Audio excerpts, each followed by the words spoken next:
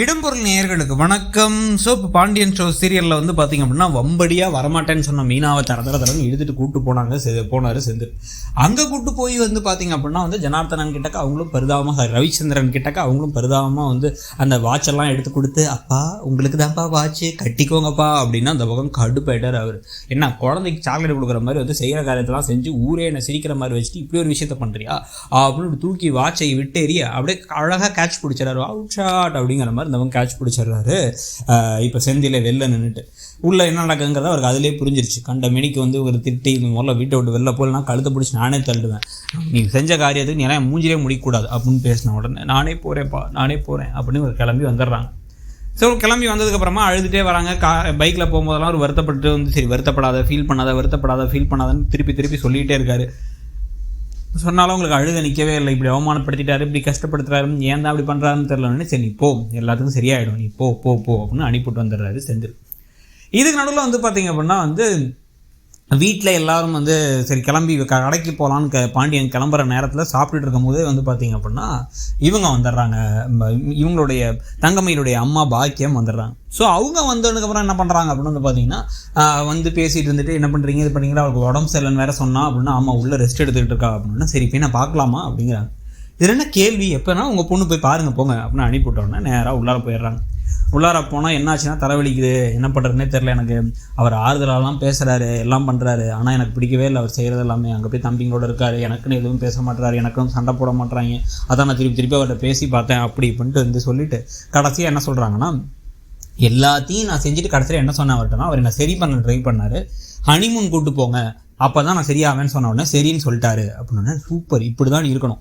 அந்த ஹனிமூனில் வச்சு அவர் அப்படியே முழுக்க உன் பக்கம் இழுத்துக்கணும். என்ன மாயமந்திரிங்க வச்சுருக்காங்க, வசியம் பண்ணி 30 வருஷமாக வந்து அவங்க வீட்டில் எல்லாரும் மேலேயும் பாசமாக அந்த ஒருத்தர் நாளையிலேருந்து வந்து உங்கள் வீட்டெலாம் முக்கியம் இல்லை நான் தான் முக்கியம்னு மாற்றுறதுக்கு உடனே வந்து அப்படிலாம் சொன்ன உடனே வந்து சரிம்மா ஓகேம்மா கரெக்டுமா அப்படின்னு இவங்களும் பேசிகிட்டு இருக்காங்க. இப்போ சாமின்றது நமக்கு. ஸோ இதுக்கு நடுவில் உடனே அவங்க வெளில வந்து நானும் கொஞ்சம் எக்ஸ்ட்ரா பிட்டு போடுறேன்ட்டு எனக்கு தெரிஞ்ச பையன் ஒருத்தன், அவன் வந்து எங்கள் பெரிய தூரத்து சொந்தம் பெரியப்பா பையன், அவன் தங்கமே இருக்க அண்ணன் முறை வேணும், அவன் வந்து ஒரு இது வச்சுருக்கான். ஸோ ஒரு இதில் ஒர்க் பண்ணுறான், ஒரு ட்ராவல் ஏஜென்சியில் ஒர்க் பண்ணுறான். என்ன சொல்கிறான்னா அவன் பேர் கண்ணன் அப்படிங்கிறாங்க. நமக்கு வேறு பயம், இப்போ தான் ஜீவாவை வந்து செந்திலா திருப்பி கூட்டு வந்துட்டாங்க. சீசன் 1 கண்ணனை வேறு கூட்டு வருவாங்களா போல் அப்படின்னு பார்த்துட்டு இருந்தா அப்படிலாம் இல்லை போல். ஆனால் வந்து அவன் என்ன சொல்கிறான்னா உங்களை இப்போ இவங்க தங்கமையிலையும் மாப்பிள்ளையும் வந்து அனுப்பி வைக்கலாம், எங்கேயாவது ட்ரிப்புக்கு அனுப்பி வைக்கலாம், கம்மி காசில் பேசலாங்கிறான். காசை பற்றி ஒன்றும் கவலை இல்லை, நாங்கள் பார்த்துக்குறோம், நீங்கள் அனுப்பிவிட்றீங்களா அப்போ போகலாமா அப்படின்ன உடனே அதெல்லாம் நான் பார்த்துக்கிறேன், பிள்ளைய நான் அனுப்பி வைக்கிறேன், நீ ஒன்றும் கவலைப்படாதீங்க அப்படின்னா இல்லை கல்யாணம் உடனே போனால் தான் நல்லாயிருக்கும் அப்படின்னு சிரிச்சிட்டே பாண்டியன் அதெல்லாம் நாங்கள் பார்த்துக்குறோன்ட்டார். இந்த பக்கம் வந்து கோமதி என்ன சொல்கிறாங்கன்னா காசை பற்றி நாங்கள் என்றைக்கு கவலைப்பட்டுருக்கோம், எங்களுக்கு ஒன்றும் பிரச்சனை இல்லை நாங்கள் பார்த்துக்குறோம் அப்படின்ட்டாங்க. இந்த மாதிரி கெத்தெல்லாம் மட்டும் மெயின்டைன் பண்ணிக்கிறாங்க. இந்த குடும்பத்துலேருந்து 10 பைசா இது வரைக்கும் கொடுக்கல ஒழுங்கா அப்படிங்கிறத இன்னும் யோசிக்கவே மாட்டாங்க. நகை 80 பவுன் இன்னும் வேறு ஏமாந்துக்கிட்டு இருக்காங்க. அந்த ட்ராக் அப்படியே இழுத்து மூடியாச்சு, வராது எப்போ வரப்போகுதுங்கிறது தெரியல. இதுக்கு நடுவில் தான் வந்து பார்த்திங்க அப்படின்னா வந்து செந்திலும் கதிரும் பேசிட்டு வரும்பொழுது கதிர் வந்து புலம்பிக்கிட்டே வரார். எங்கே ஏதாச்சும் ஆர்டர் போடுறாங்க, கிளம்பி போனால் 40 நிமிஷம் டைமு, நான் 30 நிமிஷத்தில் போனால் கூட ஏன் லேட்டுன்னு திட்டுறாங்க, ஒரு ஒழுங்காக வழியும் சொல்ல மாட்டானுங்க, தலைவலி பிடிச்ச பொழப்பாக இருக்குன்னு சொல்லிட்டு இருக்கும்போது இவர் என்ன சொல்கிறாருன்னா இன்றைக்கி நாங்கள் கிளம்பி அங்கே கோயிலில் வந்து அர்ச்சனை வாங்கணும், இவர்கிட்ட சாமிகிட்ட அர்ச்சனை வாங்குறோமோ இல்லையோ இவர்கிட்ட அர்ச்சனை வாங்கணும் அவங்க மாமனார்கிட்ட.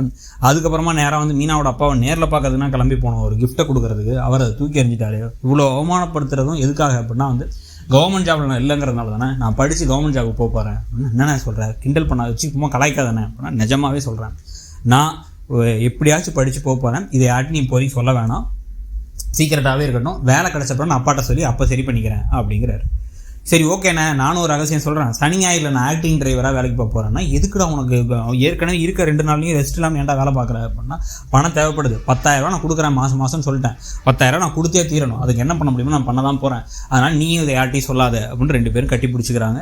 ஸோ புது அண்ணன் தம்பி பாண்டெல்லாம் க்ரியேட் ஆகிட்டு இருக்குங்கிறத பற்றியும் இப்போ கதை போகிற விதத்தை பற்றியும் கருத்து என்னங்கிறத சொல்லுங்கள். தேங்க்யூ. இடம்பொருள் நேயர்களுக்கு வணக்கம். ஸோ இப்போ பாண்டியன் ஷோ சீரியலில் வந்து பார்த்திங்க அப்படின்னா வம்படியாக